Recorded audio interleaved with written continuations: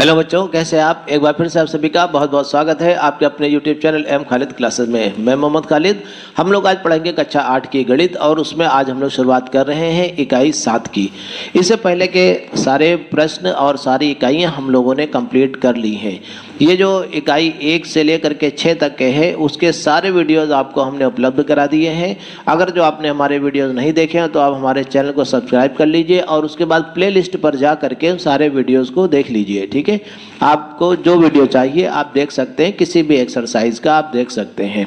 ठीक है, तो आज हम लोग शुरुआत कर रहे हैं एक्सरसाइज 7 की। मतलब ये जो इकाई 7 दी हुई है उससे संबंधित प्रश्नों को आज हम लोग हल करेंगे। ठीक है, तो ये जो इकाई 7 है ये युगपत समीकरण पर आधारित है। युगपत समीकरणें क्या होती हैं आइए देख लेते हैं। देखिए, युगपत समीकरण में होता क्या है, दो समीकरणें होती हैं। जैसे एक 2x + 5y = 7। इसी तरह से मान लो 5x - 6y = 15। कुछ इस तरह की समीकरणें दी होती हैं। समीकरणों का एक जोड़ा दिया होता है, उसी को हम लोग कहते हैं युगपत समीकरण। क्या कहते हैं? युगपत समीकरण। तो ये कोई समीकरण एक होगी, ये कोई दूसरी होगी, ऐसी होगी। तो समीकरणों के इस प्रकार के जोड़े को हम लोग युगपत समीकरण कहते हैं। और इन युगपत समीकरणों को हल करना हम लोग इस प्रश्नावली में सीखेंगे। हल करने का मतलब ये होता है, ये जो चर है x और y, इनके मान हमको इस समीकरण में निकालना होता है। ठीक है, तो आइए हम लोग शुरुआत करते हैं प्रश्न नंबर 1 से। ये जो पहला प्रश्न है इसमें युगपत समीकरणों को हल करना नहीं बताया गया है, बल्कि एक दूसरी चीज दी हुई है। वो क्या है समझते हैं। इसमें क्या कह रहा है कि x के मान y के पदों में लिखिए। देखिए, ये जो पहला है ये क्या दिया हुआ है, x - y = 4 ऐसे लिखा हुआ है। ये कह रहा है कि x के मान y के पदों में लिखिए। तो इसका मतलब हमको x बराबर निकालना है और ये जो y है इसको उधर पक्षांतर कर देना है। देखिए, जो माइनस का y दिया है इसको उधर हम पक्षांतर कर देंगे तो माइनस का y जब उधर जाएगा तो प्लस का y हो जाएगा। हम इधर लिखेंगे x = 4 और ये माइनस का y इधर चला गया, प्लस का y हो गया। x = 4 + y। बस यही हमारा उत्तर हो गया, यही हमारा आंसर है। ठीक है, समझ में आ गया होगा। इसी तरह से ये जो सेकंड वाला प्रश्न है, चलिए इसको भी देख लेते हैं जल्दी से। ये क्या दिया हुआ है, 2x + 4y = 6 ऐसे दिया हुआ है। अब इसमें प्रश्न क्या है, x के मान y के पदों में लिखिए। तो x का मान हमको लिखना है y के पदों में। तो इस 4y को पहले हम उधर ले जाएंगे तो इधर क्या बचेगा, फिर इधर बचेगा 2x। 2x = 6 लिख दिया पहले हमने। इस 4y को उधर ले जाएंगे तो इधर 4y प्लस में है, जब पक्षांतर होके उधर जाएगा तो माइनस का 4y हो जाएगा। ठीक है, अब हम देखिए क्या करेंगे। यहाँ से जो 2 है ये कहाँ जाएगा, 2 जो होगा ये बटे में जाता है, क्योंकि ये गुणा में है तो जब इधर जाएगा तो भाग में जाएगा। भाग का मतलब बटे में। कैसे, देखिए इधर 6 - 4y / 2। ठीक है, जब ये बटे में 2 आ गया, अब हम इसको और आगे हल कर सकते हैं। कैसे, देखिए ऊपर से 2 कॉमन मिल सकता है। 2 कॉमन ले लीजिए।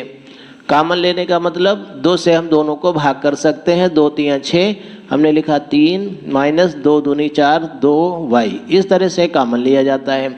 आपको पता होगा, नहीं पता है तो धीरे धीरे सब जान जाएंगे। 2 और 2 कैंसिल हो गया। ठीक है, बचा क्या, x = 3 - 2y। ये x का मान निकल आया। x का मान y के पदों में, ये हमारा उत्तर हो गया। ठीक है, इसी तरह से जो थर्ड पार्ट दिया हुआ है, चलिए इसको भी हल कर लेते हैं। ये जो प्रश्न 1 का थर्ड पार्ट है, 1/3x + y = 2। अब देखिए इसमें हम क्या करेंगे, इस प्लस y को पहले उधर ले जाएंगे। 1/3x = 2 - y। ठीक है, फिर अब हम क्या करेंगे, ये जो 1/3 है तो बटे का 3 उधर पहुंचाएंगे तो x बराबर आ जाएगा।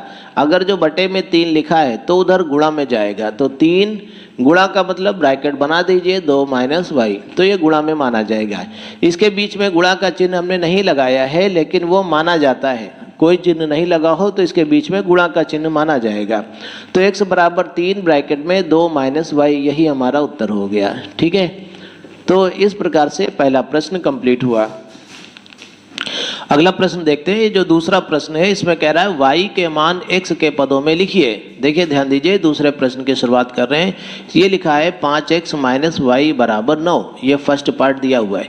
इसमें y के मान x के पदों में हमको लिखना है, मतलब y के मान हमको निकालना है। तो y एक तरफ कर देना है, बाकी सब वहाँ से हटा देना है। तो देखिए ये माइनस का y लिखा हुआ है, इसको हमने इधर कर लिया। ये जो प्लस का 9 है इसको इधर कर लिया। देखिए 5x और ये माइनस का y उधर कर देंगे, जो प्लस का 9 है ये इसको इधर ले आएंगे, तो इधर का आएगा तो माइनस का 9 हो जाएगा, और जो माइनस का y है ये इधर जाएगा तो प्लस का y हो जाएगा। अब चाहे ऐसे लिखा रहने दीजिए या तो आप इसको ऐसे लिख दीजिए, y बराबर 5x माइनस 9। ये हमारा उत्तर हो गया। ये y का मान x के पदों में हो गया। इसी तरह से हम सेकंड वाला देखेंगे। सेकंड वाला क्या है, 6x माइनस 2y बराबर 10।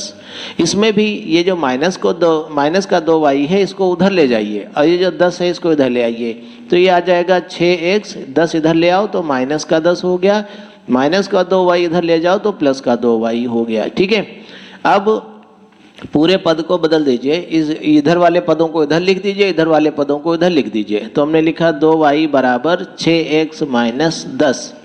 ठीक है, फिर देखिए क्या कर सकते हैं, ध्यान दीजिएगा। तो हम लिख सकते हैं y बराबर 6x माइनस 10 बटे 2।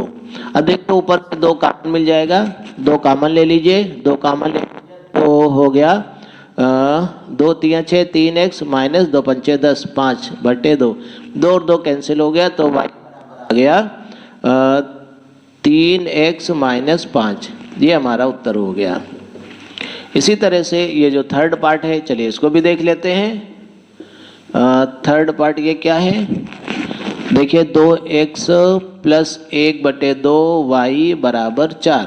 ठीक है, देखिए 2x को पहले उधर पहुंचा दीजिए, तो इधर बचा 1 बटे 2y बराबर 4 माइनस 2x।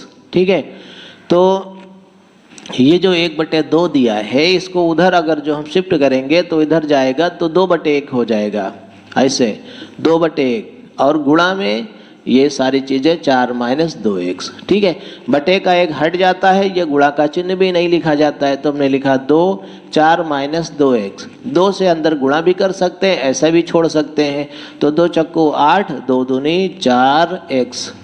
ठीक है, तो ये हो जाएगा 8 माइनस 4x, ये हमारा उत्तर हो जाएगा। ठीक है, इस प्रकार से ये दूसरा प्रश्न भी कंप्लीट हुआ। आइए देखते हैं प्रश्न नंबर 3। ये जो तीसरा प्रश्न है ये कह रहा है हल कीजिए सारणी विधि से। कौन सी विधि, सारणी विधि से। सारणी विधि से हमको हल करना है दो प्रश्नों को, दो समीकरणों को। ये जो पहली समीकरण दी हुई है ये दी हुई है x प्लस वाई बराबर 4, और जो दूसरी समीकरण दी हुई है ये लिखा है 5x प्लस 12y बराबर 13। ठीक है, देखिए सारणी विधि एक जटिल विधि है जिसका उपयोग बहुत कम होता है, लेकिन किताब में दिया हुआ है तो हम लोग इसको पढ़ लेते हैं और देख लेते हैं कि क्या है। ठीक है, चलिए देखते हैं। हालांकि इसका इस्तेमाल बहुत ही कम होता है, लेकिन चलिए देख लेते हैं हम लोग। देखिए x प्लस वाई बराबर 4 लिखा हुआ है, ये पहली समीकरण है।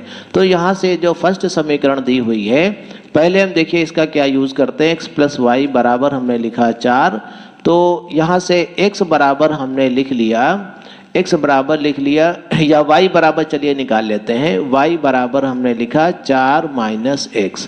इसको मान लिया हमने कोई समीकरण, जैसे कि चलिए फर्स्ट मान लिया।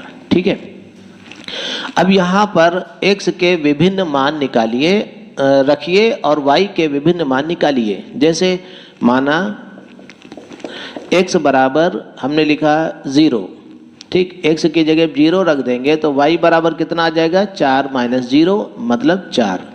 इसी तरह से x बराबर अगर जो हम मान रख दें 1, तो y बराबर कितना हो जाएगा, 4 माइनस 1, 4 में से 1 गया 3 बचा। इसी तरह से x बराबर 2 रख दें तो कितना हो जाएगा, y बराबर कितना हो जाएगा, देखिए 4 माइनस 2, 4 में से 2 गया 2 बचा। इसी तरह से x बराबर 3 रखिए, y बराबर 4 माइनस 3 मतलब 1 आया। x बराबर 4 रखिए तो y बराबर कितना आ गया, ध्यान दीजिएगा, y बराबर आ गया 4 माइनस 4 मतलब 0 आ गया। इसी तरह से x बराबर 5 रखिए तो y बराबर 4 माइनस 5, 4 में से 5 गया -1 बचा। इस तरह से x के विभिन्न मान आपने रखे और y के विभिन्न मान प्राप्त किए और इनसे आप एक सारणी बना लीजिए, एक टेबल बना लीजिए। देखिए कैसे, इस प्रकार से एक टेबल बना लीजिए, यहाँ पर x और यहाँ पर y, ये सारे मान जो जो हमने निकाले हैं वो यहाँ पर रख लीजिए। x के मान हमने 0 था, 1 2 3 4 5 ऐसे रखे थे और भी लंबी सारणी बनाई जा सकती है। x का मान 0 रखने पर y का मान 4 आया था, 1 रखने पर 3 आया था, 2 रखने पर 2 आया था, 3 रखने पर 1 आया था, 4 रखने पर 0 आया था, 5 रखने पर -1 आया था। ठीक है, इसी प्रकार से ये जो दूसरी समीकरण है इसको भी देखते हैं। ये जो दूसरी समीकरण है ये क्या लिखा है, 5x + 12y बराबर 13। तो यहाँ से देखिए इसको हल करने की कोशिश करते हैं। 12y बराबर 13 माइनस 5x। ठीक है, तो y बराबर कितना आ जाएगा, 13 माइनस 5x बटे 12। अब देखिए यहाँ पर x के विभिन्न मान रखिए, जो इसमें रखे हैं उसी प्रकार के मान रखिए और y के मान निकालिए। इसको समीकरण सेकंड हम माने ले रहे हैं। ठीक है, माना x बराबर 0 तो y बराबर कितना आ जाएगा, 13 माइनस x की जगह 0 रखेंगे तो आएगा 13 बटे 12।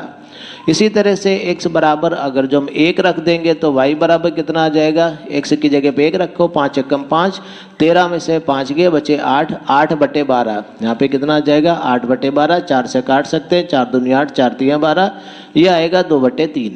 इसी तरह से x बराबर 2 रख दीजिए तो y बराबर कितना आ जाएगा, 2 रखेंगे अगर जो तो 13 माइनस 2 पंचे 10, तो 13 माइनस 10 बटे 12, 13 में से 10 गए 3 बचे, 3 बटे 12, 3 कम 3, 3 चक्को 12, 1 बटे 4 आ जाएगा। इसी प्रकार से x बराबर 3 रख दीजिए तो y बराबर कितना आ जाएगा, 13 माइनस 3 रखो तो 3 बचे 15, तो 13 माइनस 15 बटे 12, 13 में से 15 गए माइनस के 2 बटे 12, तो माइनस का 1 बटे 6, इसको काटने पर माइनस का 1 बटे 6 आ जाएगा। इसी तरह से x बराबर 4 रख दीजिए तो y बराबर कितना आ जाएगा, 13 माइनस 4 पंचे 20 बटे 12, तो कितना हो जाएगा, माइनस का 7 बटे 12 ऐसा आ जाएगा। x बराबर 5 रख दीजिए अगर जो आप, तो y बराबर कितना आ जाएगा, 13 माइनस और 5 पचम 25, पचम 25 x की जगह 5 रखेंगे, पचम 25 बटे 12, 13 में से 25 गए कितने बचे, माइनस के 12 बटे 12, तो 12 और 12 कट गया, ये बचा माइनस का 1। ठीक है, अब देखिए इससे भी आप एक टेबल बना लीजिए, इससे भी आप एक सारणी बना लीजिए और सारे मानों को सावधानी से उसमें लिख दीजिए जो जो आपने मान निकाले हैं। तो देखिए यहाँ पर x के मान, यहाँ पर y के मान 0 1 2 3 4 और 5। ठीक है, और यहाँ पर मान कितने निकले थे, देखिए x बराबर 0 रखने पर आया था 13 बटे 12 और x बराबर 1 रखने पर आया था 2 बटे 3। इसी तरह से x बराबर 2 रखने पर आया था 1 बटे 4 और इसी तरह से x बराबर 3 रखने पर आया है -1 बटे 6। इसी तरह से x बराबर 4 रखने पर आया है -7 बटे 12, x बराबर 5 रखने पर आया है -1। देखिए अब इन दोनों टेबल में तुलना करिए कौन से मान दोनों में मैच कर रहे हैं। तो आप देखिए कि x ये वाला मान और ये वाला मान एक दूसरे में मैच कर रहा है। तो हम देखिए यहाँ पर लिखेंगे x बराबर 5 y बराबर -1। क्या लिखेंगे, देखिए जगह कम है इसलिए यहाँ पे लिखे दे रहे x बराबर 5 y बराबर -1। ये समीकरणों का हल होगा, यही हमारा उत्तर है। तो इस प्रकार से सारणी की सहायता से हम लोग समीकरणों को हल करते हैं। ये काफ़ी बड़ा और टिपिकल मेथड है, तो लेकिन आपको किताब में दिया है तो हम आपको बताए दे रहे हैं, आप इसका ज़्यादा यूज़ मत करिएगा। देखिए इसके बाद किताब में दिया हुआ जो पहले का सेकंड, ये तीसरे का सेकंड पार्ट है, आइए उसको देख लेते हैं। सेकंड पार्ट में 2 समीकरणें दी हुई है। पहली समीकरण दी है 5x बराबर y, क्या दिया हुआ देखिए 5x बराबर y, तो यहाँ से हमने लिख दिया y बराबर 5x। y को इधर कर दीजिए, 5x इधर कर दीजिए, इसको समीकरण फर्स्ट मान लीजिए। अब x के कुछ मान रखिए और y के मान निकालिए। माना x बराबर 0, y बराबर कितना आ जाएगा, x की जगह पर 0 रख दीजिए तो 5 से 0 आ जाएगा, 0 आ जाएगा। x बराबर 1 रख देते हैं तो y बराबर कितना हो जाएगा 5, और यहाँ पे 1 रख दीजिए, 5 एकम 5। x बराबर 2 रख दीजिए तो y बराबर कितना हो जाएगा 5, और यहाँ पे 2 रखा, 5 दूनी 10। इस तरह से कुछ मान निकाल लीजिए, ठीक है। तो 4-5 मान भी निकाल सकते हैं, और जब तक कोई ना कोई कॉमन मान ना मिले तब तक आपको मान निकालना है, लेकिन कुछ अंदाज़ा भी लगाना पड़ता है। तो चलिए इन्हीं मानों को हम रख लेते हैं। यहाँ पे हमने लिखा x, यहाँ पे लिख दिया y, x का मान 0, 1, 2, और y का मान x का मान 0 रखने पर y कितना आया था 0, x का मान 1 रखने पर y आया था 5, x बराबर 2 रखने पर y आया था 10। इसी तरह से और भी देखते हैं मान।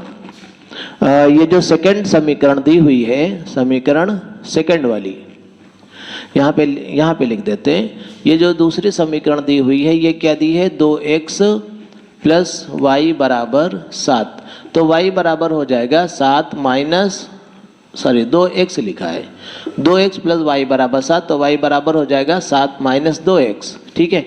अब हम x के विभिन्न मान रखेंगे। माना x बराबर 0, इसको समीकरण सेकंड मान लेते हैं। x बराबर 0 तो y बराबर कितना हो जाएगा 7 - 2 ब्रैकेट में 0, 2 से 0, 7 में से 0 गया, 7 बचे, y बराबर 7 आ गया। x बराबर 1 रख दीजिए तो y बराबर कितना हो जाएगा 7 - 2 एकम 2, 7 - 2, 7 में से 2 गए, 5 बचे। x बराबर 2 रख दीजिए तो y बराबर 7 - 2 ब्रैकेट में 2 रख दीजिए, तो देखिए कितना आ जाएगा 7 - 2 दूनी 4, 7 में से 4 के 3 बचे, ठीक। इन मानों से आप एक टेबल बना लीजिए, सारणी बना लीजिए ऐसे, ठीक है। ये x हो गया, ये y मान गया, 0, 1, 2, 3, 0, 1, 2 ही मान रखे थे, 3 नहीं रखा था। तो x बराबर 0 रखने पर y बराबर 7 आया, x बराबर 1 रखने पर y बराबर 5 आया, x बराबर 2 रखने पर y की जगह पर 3 आया है, ठीक है। तो इन दोनों टेबल की अगर जो आप तुलना करिए तो x बराबर 1, y बराबर 5, ये दोनों में मिल रहा है, कॉमन मिल रहा है ये वाला मान, ठीक है। इसका मतलब x बराबर 1, y बराबर 5 दोनों समीकरणों को संतुष्ट करता है, तो दोनों समीकरणों का हल यही होगा। हम लिख देंगे अतः x बराबर 1 और y बराबर 5 यही हमारा उत्तर है, यही समीकरणों का हल है, ठीक है। तो अगर जो देखिए आप ये मान रखते हैं और अगर जो दोनों में कॉमन मान नहीं मिलता है तो हमको और भी मान रखने पड़ेंगे, बहुत सारे मान रखने पड़ सकते हैं। इधर x के मान माइनस में भी रखने पड़ सकते हैं, ठीक है। तो इसमें इस विधि में एक अनिश्चितता रहती है कि x का मान y का मान दोनों टेबल से कब कॉमन मिलेगा, इसीलिए इस सारणी विधि को थोड़ा सा मुश्किल माना जाता है। तो कोई बात नहीं, आज हम लोगों ने इस विधि को पढ़ लिया है। अब अगले चैप्टर जो अगला क्वेश्चन दिया हुआ है उसमें हम लोग जो है एक दूसरे प्रकार की विधि पढ़ेंगे जिसको हम कहते हैं प्रतिस्थापन विधि, ठीक है। तो वीडियो बहुत लंबी हो जाएगी, इसलिए उसको हम आपको अगले वीडियो में बताएंगे, ठीक है। उम्मीद है आज के प्रश्न आपको समझ में आ गए होंगे। तो बहुत जल्दी मिलते हैं अगले वीडियो में, तब तक के लिए गुड बाय।